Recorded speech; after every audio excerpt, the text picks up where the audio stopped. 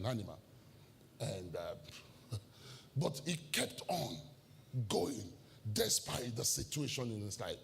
And then we ask ourselves, the situations of our life, the adversity of our life, how do we react to it? And then, of course, now, from the slavery being beaten, that is, number one, demeaning. There are a whole lot of people who have listened to over the years who feel demeaned by their husbands because the way their husbands have told them that you are no good, look at how you are fat, like a toad, you are this, like that, They've said a whole lot of things, and then people lose confidence in themselves. We find men who have lost confidence in themselves because their husband, their wife has said, look at you. Is this the way other men are? Oh, look at you. You understand? So people have lost confidence in themselves. And we find out that when you are treated like this, you're looking for something to make you feel good. And it happens to men, it happens to women. And then all of a sudden somebody is complimenting you because the one you love has not complimented you, has not said any good thing about you.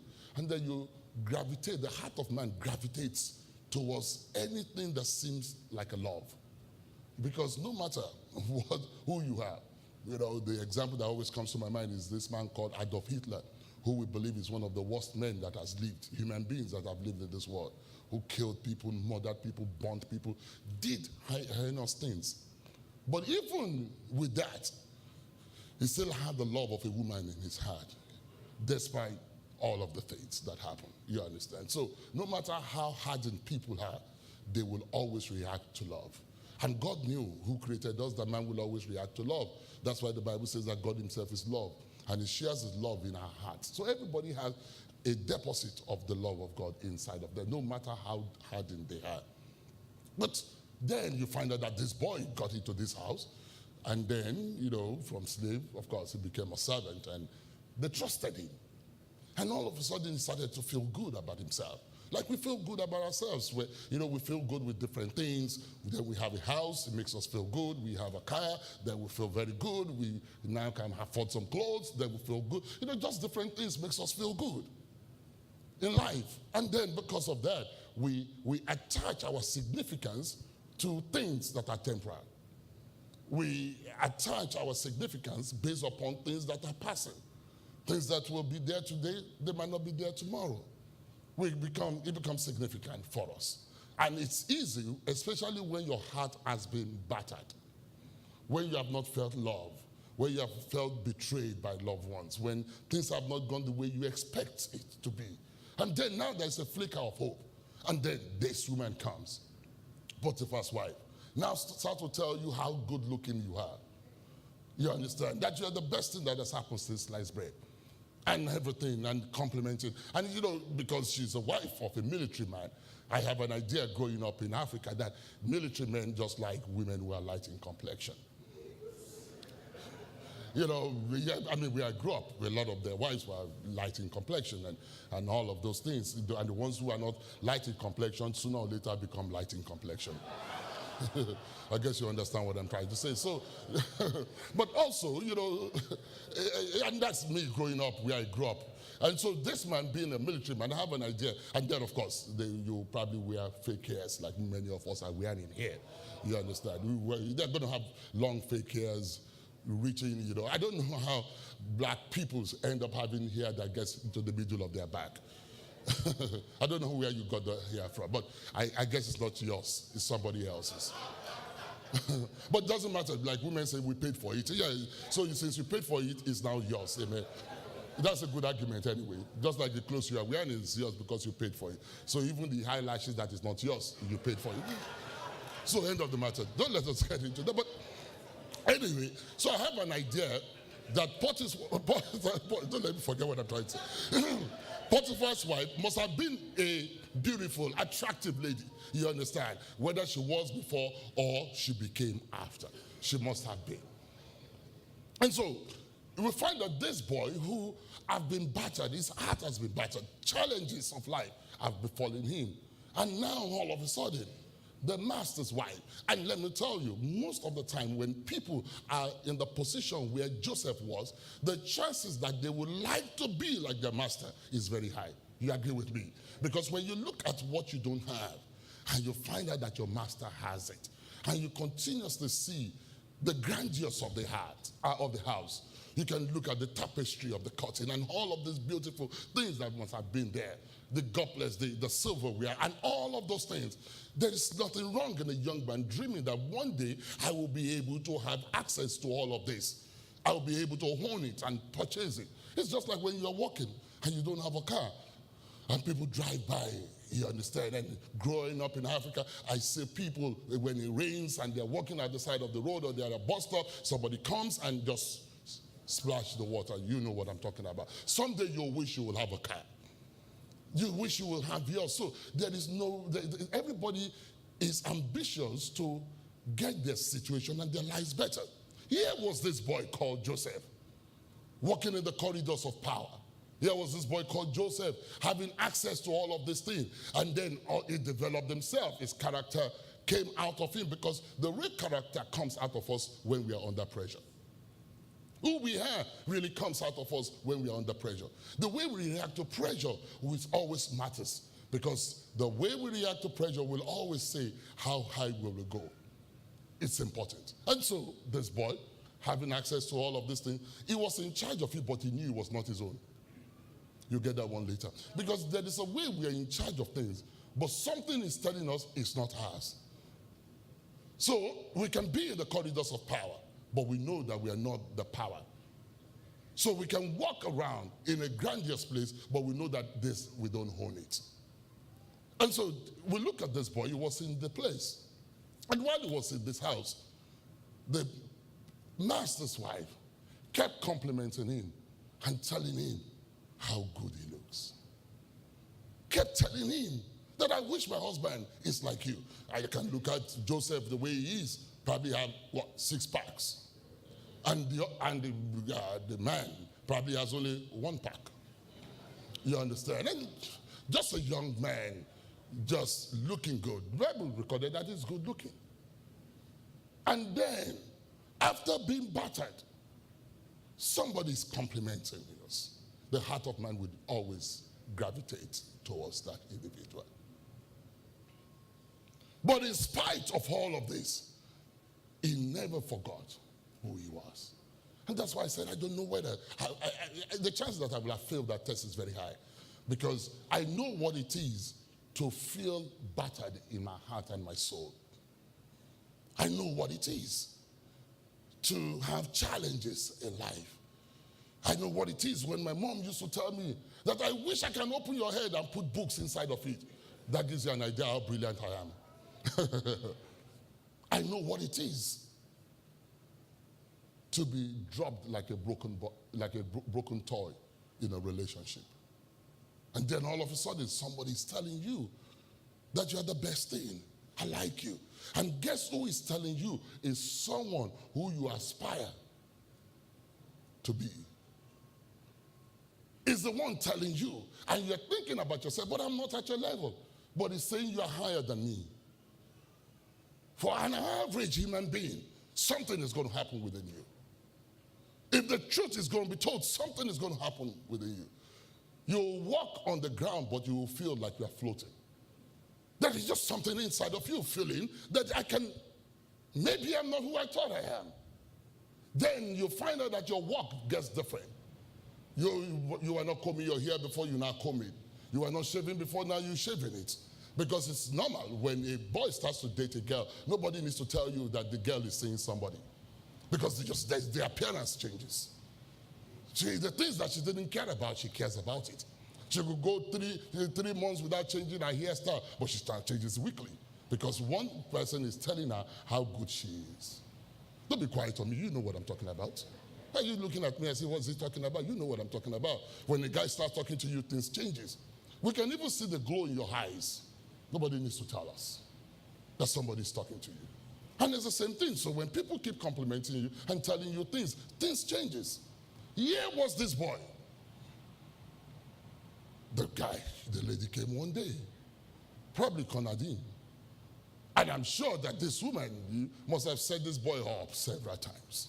Set him up, wear negligee or what they call it. Transparent one. Walk around in front of the guy And when he walks around in front of the guy says, he looks down, he says, because I've made a covenant with my eyes.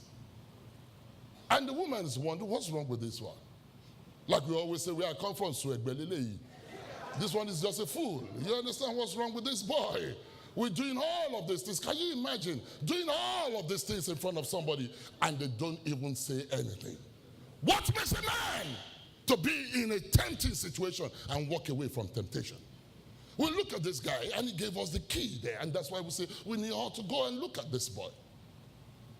Because what Joseph saw was not that woman. What Joseph saw was God. That's what he saw. And that's why he said to the man, the woman, let's read this.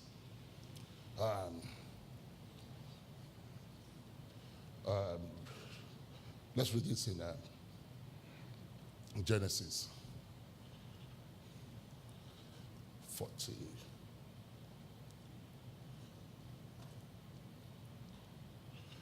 Look at what she said here.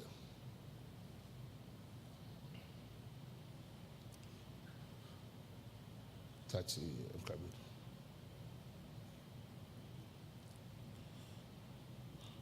38 or 39. Genesis 39. Verse 7. And it came to pass after these things that his master's wife cast longing eyes on Joseph, and she said, lie with me. But he refused and said to his master's wife, look, my master does not know what is with me in the house, and he has committed all that he has to my hand. There is no one greater in this house than I, nor has he kept back anything from me but you. The only thing that he has said I should not touch in this house is you. And then he said one thing. He says, how can I do this great wickedness and sin against Potiphar? What did he say? What Joseph saw was a higher thing. That's why he said, I cannot do this against God. This wasn't God's wife. This was Potiphar's wife. But he said that I can't. And so we look at this guy and we find out that in the midst of temptation, what concerned him the most was God. Not even his personality. And that's why I say, most of us, I don't know. But, a whole lot of times, it is not a physical sexual thing that is saying lie with us. There are many things that tells us on a daily basis, lie with us. What it just means is that when we are doing what we are not supposed to do, and then the temptation comes, we are offered the apples, and it's only by biting the apples that we see that the apple has worms. But it looks good on the outside. So every day, there is something always telling us, lie with us. And for each and every one of us, it's tailor-made for us. Because what will tell you, lie with me, is not what will tell me, lie with me. Because it's for each and every one of us. And we must know this, Jesus, our Lord Jesus Christ had temptation.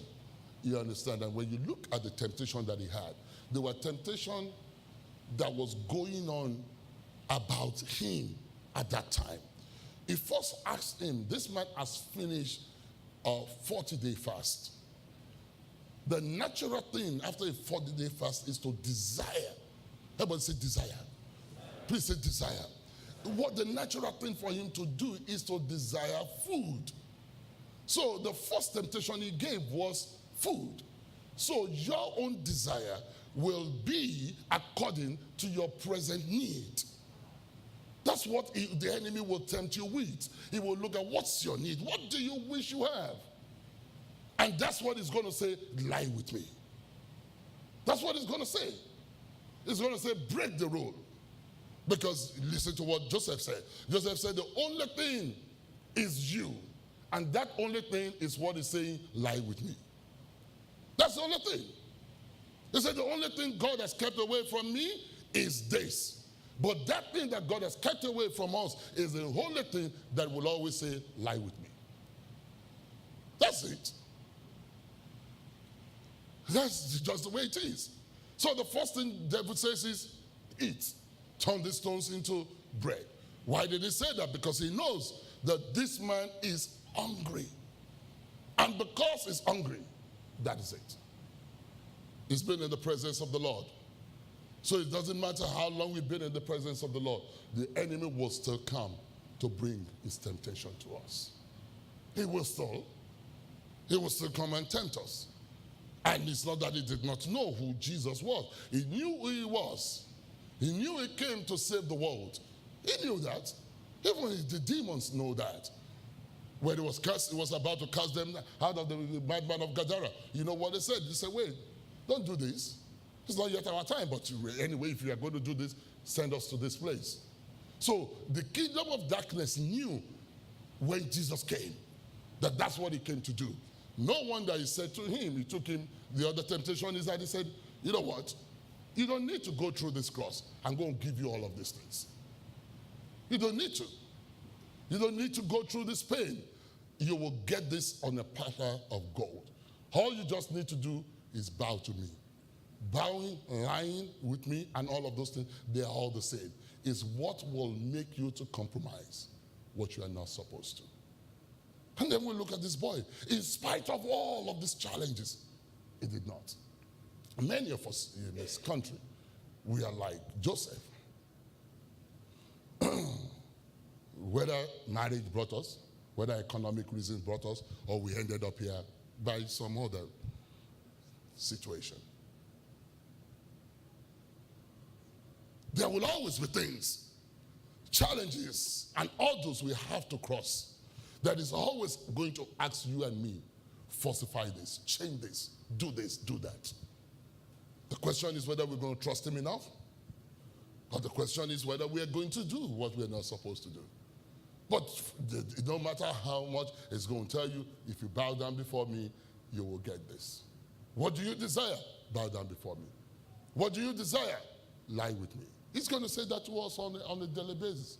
And so we look at the story of this man, that despite the challenges that he has faced, he did not succumb to the pressures that naturally will have come. Naturally, these challenges will have come, that he will have desired this man's wife. But he says, no, I'm not going to. Everybody say desire. There will always be a desire in the heart of every one of us. Whether we'll be able to control that desire or not is another issue. But there will always be that desire that is always going to be there. One thing I want to say as I go on, all this what I said is,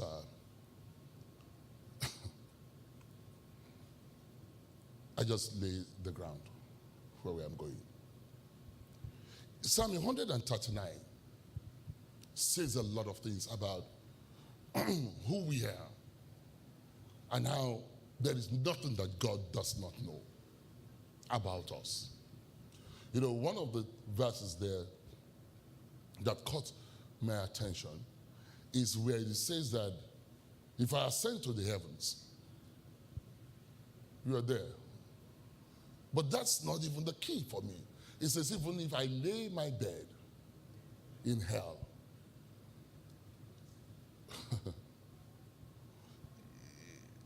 it means that is if I stay on in sin, you are aware of it. One thing I want to tell us is that because of his love for us, God always tries to protect us. And that's what we see in the story of Joseph.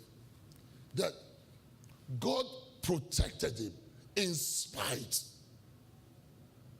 of the challenges of standing up for God.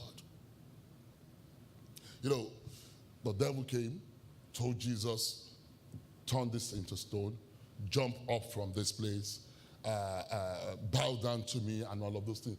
After Jesus survived those three major tests, that is recorded for us, the Bible says that the angels came and they ministered to him. What were the angels and God looking at when this devil was doing what he was doing.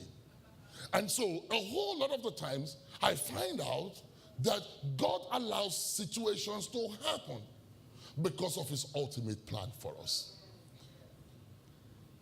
God saw this situation that Joseph was going through, but because he stood righteous on the right path, he went into prison, but the prison was part of the plan. The story of Joseph, I just tell you, it's an amazing story, which tells us that God is always in control of our lives. And that's what we'll see if you read Psalm 139. He says a lot in that place about everything that has to do with us, that God is in control of it. So no matter the adversity that we fall into, and I was talking about this 3 weeks ago, his betrayal, you understand, was part of the plan. And that a setback, I ended up by saying, the setback doesn't mean the end of our dreams, because the setback is even in the plan. Because our lives are always in stages. Our lives are in chapters. And because they are like that, we must understand that the chapter of a setback does not mean the end of the story, but it's part of the story. And so we'll look at the life of Joseph, that he stood for God. He went to prison. We will have said, but God, this man stood for you. Why will you let this happen to him? Like many of us will always say, that God, I've lived righteously. I've done the right things. Why will this happen to me? But that's not the end of the chapter. It's the storyline. We could say that all the time. But God, what were you looking at when I'm going through all of this adversity? What are you looking at? Especially when you know you are doing the right things. That adversity comes. You don't have to throw up and say, God, where are you? It's very human for us to do that. To say, God, but I did the right things. Why am I going through this? But that's not the end of the story. I said this all the time, that while we were growing up, we used to watch movies a lot. I know that they probably watch more movies today. It was significant for us at that time because we have to go to a cinema house. And so they used to have what they call intermission. You understand? It was part of the movie. Intermission, that is interval. So interval will show. But the interval stops the movie. That's what happens. The interval stops the movie. Because it's in the movie house, now there's nothing like that. Once they start the movie, it ends. It wasn't like that when we were growing up. There must be interval. So interval is not the end of the movie. We just have to look at the second part. And so we can look at the story of this man that he stood for righteousness. God, what are you looking at? That this happened to a person who stood for righteousness. He went to prison. The Bible says something significant, that God was with him. Let's look at that passage again.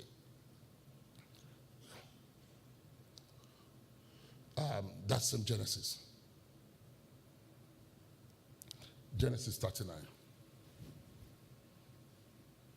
Verse 21. Or maybe we read from verse 20. Then Joseph's master took him and put him into prison. A place where the king's prisoners were confined. Let us say king's prisoners. Please say king's prisoners. Please say it one more time. Like the Bible, we can read it like a story, but we could look at a couple of things that they inserted into it that tells us a lot. The only prison this man was put was the prison where the king's prisoners were put. Because if he was put in any other prison, he would never have achieved his destiny and his dreams. maybe if you and me can look around a little bit in the times of our adversity, maybe we will get that those who are around us have been put there to be part of our destiny. Because you can be dejected in the prison, not knowing that the prisoners that were there for you. And I'm not talking about literary prison, but in a prison situation that you find yourself, you can look at it and be overwhelmed by the circumstances of life that you're going through, that you do not see the opportunities around you. Because a lot of the times we are beclouded by the challenges we face, that we miss the opportunity. Oh my God, I feel like preaching this morning. That, we could be in circumstances of life that beclouds what God wants to do. And that's why I said this story of Joseph. We've got to all go and read it and meditate upon it, because he placed him in the place of his destiny without even him realizing it. And so God inserted in that place, that the place where he was where the king's prisoners were kept. It wasn't just any jail. And so we could see that God is in control of our adversity. Even the challenges we go through. Look at what it says here. The master, so this, what's it called? The Potiphar's wife, what he did and all of those things. God changed it for good. Because at times we feel, the enemy feels, I'm going to mess up this boy. But God allows it because it was part of his destiny. We say this all the time. God doesn't allow evil to happen to us.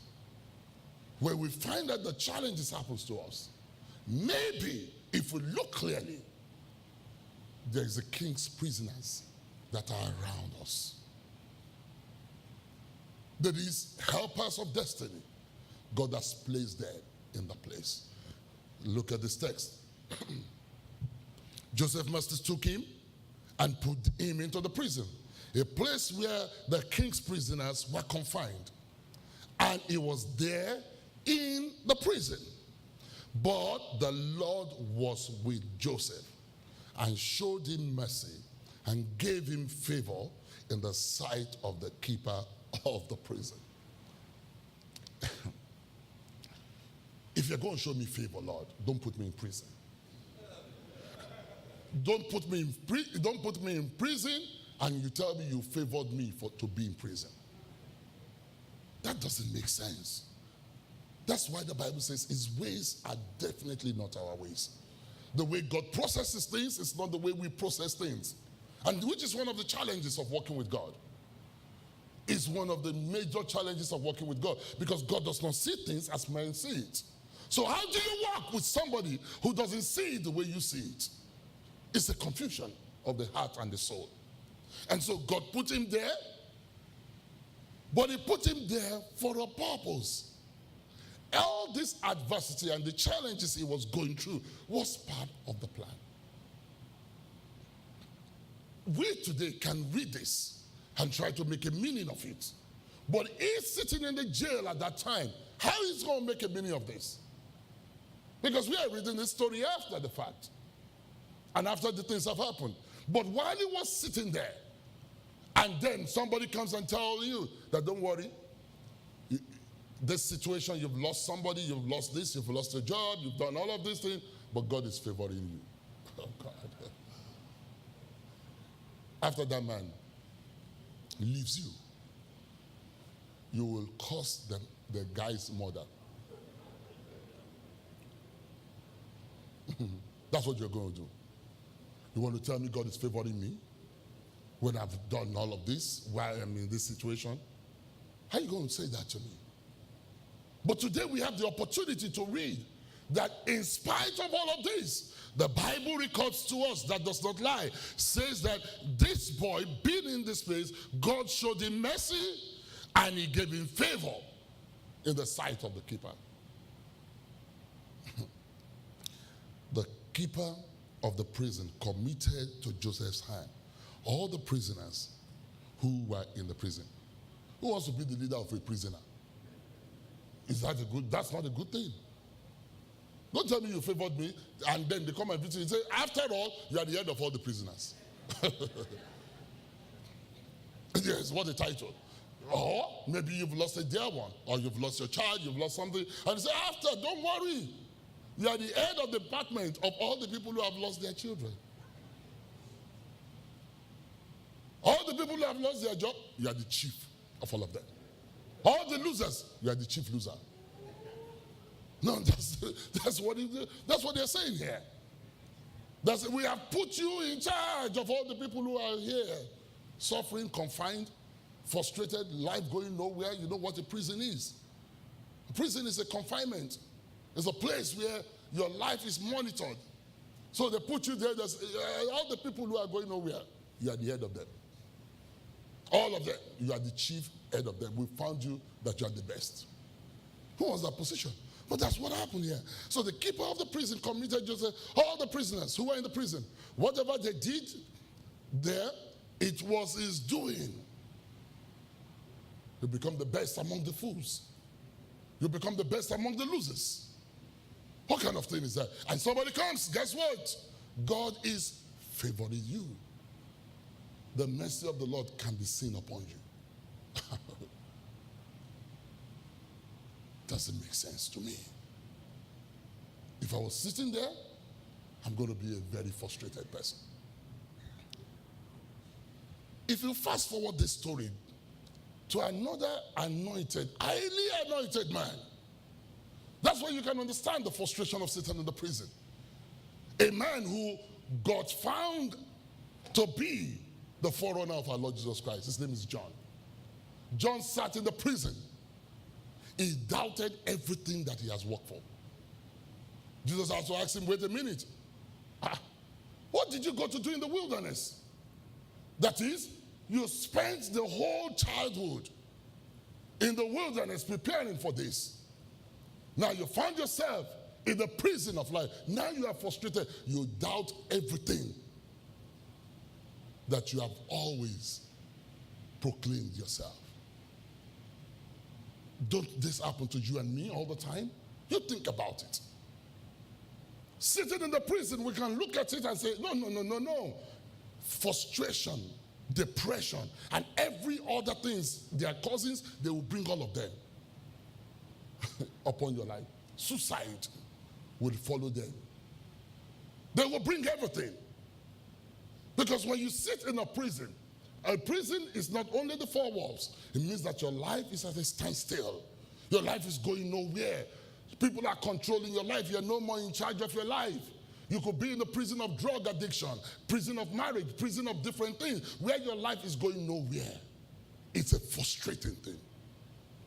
The chances that you're going to lash out like John did, are you the Christ or should we look for somebody else, is very high. The chances that you're going to do that is very high. When you're in a prison, everything that you've ever said and proclaimed will come into a test. And when you press it, whatever is in the inside will come out like a toothpaste. The pressures of life, the frustrations of life will challenge everything that you have believed in. And I like the answer Jesus gave to John the Baptist. An amazing one. He said, John, I'm not going to, Jesus just played a major trick on John the Baptist. While his disciples that John sent to Jesus were there, this is just very interesting. While the disciples that John sent to Jesus, while they were there, Jesus said to the disciples, he said, go and tell John that the blind is seeing, lame is walking, the gospel is being preached. Go and tell him what God is doing. Just go and tell him. After those people left, what did Jesus say? He says, everyone that is born of a woman, there is nothing, no one greater than John the Baptist. He didn't tell him that why those people were there, so that they could tell him that don't worry, he still says you are the greatest. He just told him, go and tell John what God is doing. The things that he proclaimed, God is doing it. Just go and tell him. After those people left, he now said, this John the Baptist is the greatest though. Greater than Elijah, greater than all the prophets, greater than any of them.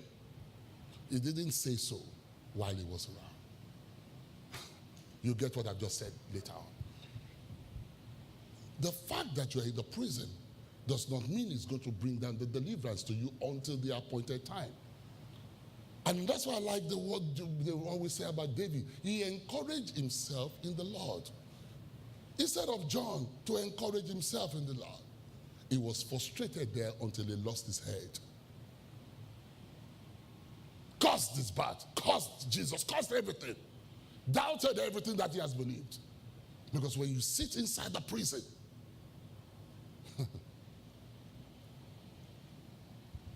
it's amazing how we can doubt everything that we have believed.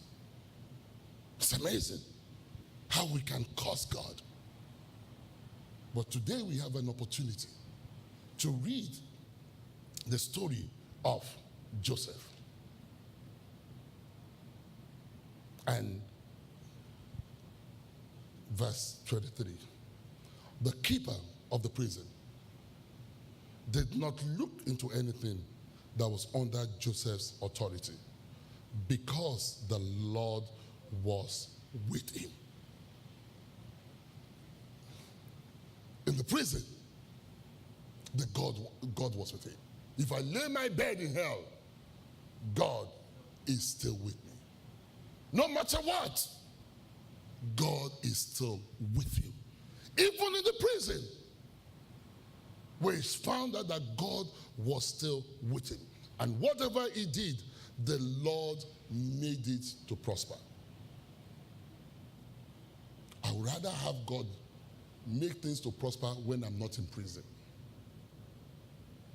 But that is how he decided to do it, because that's how only he will be able to achieve his dreams and achieve his aspiration.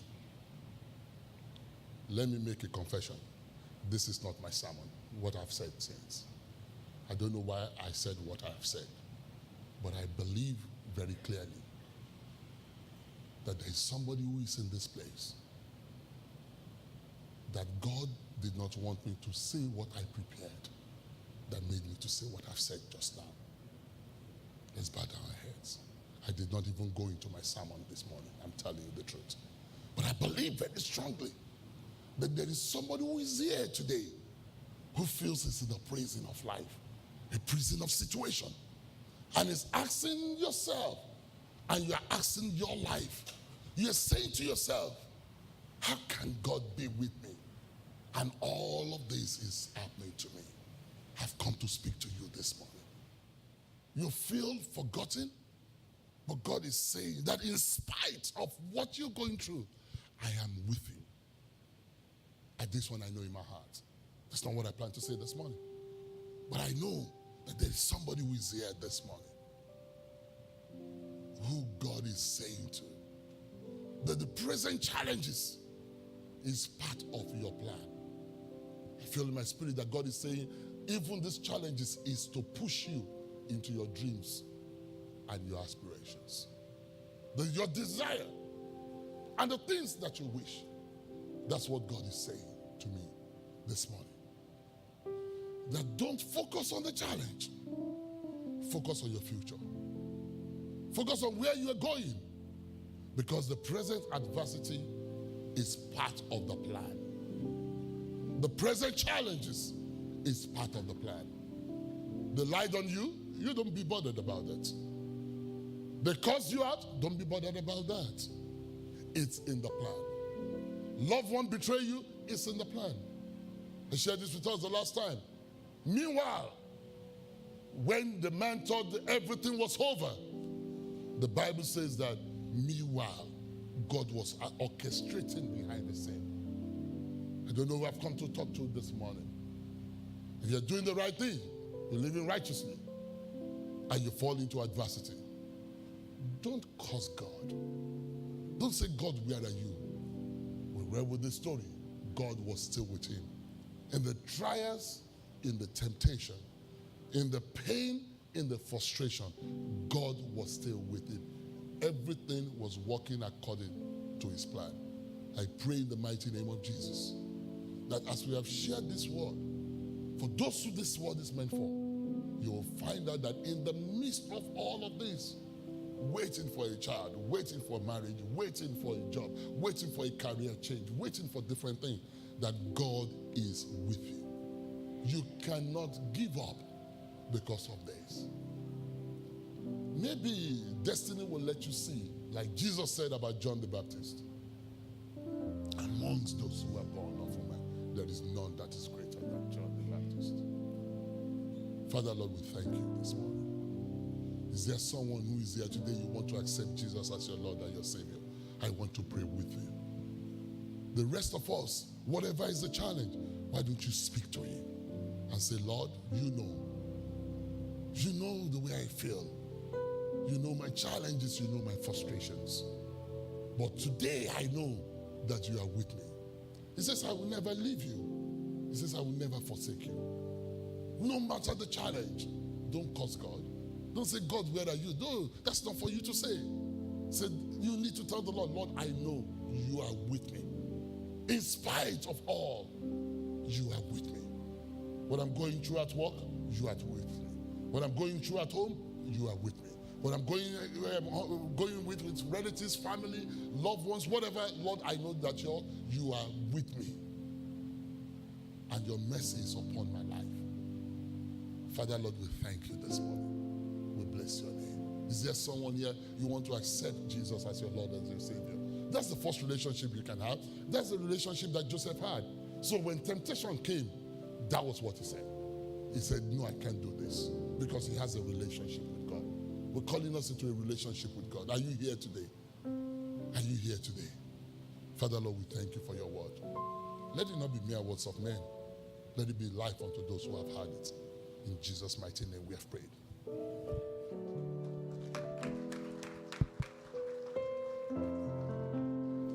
Praise the Lord.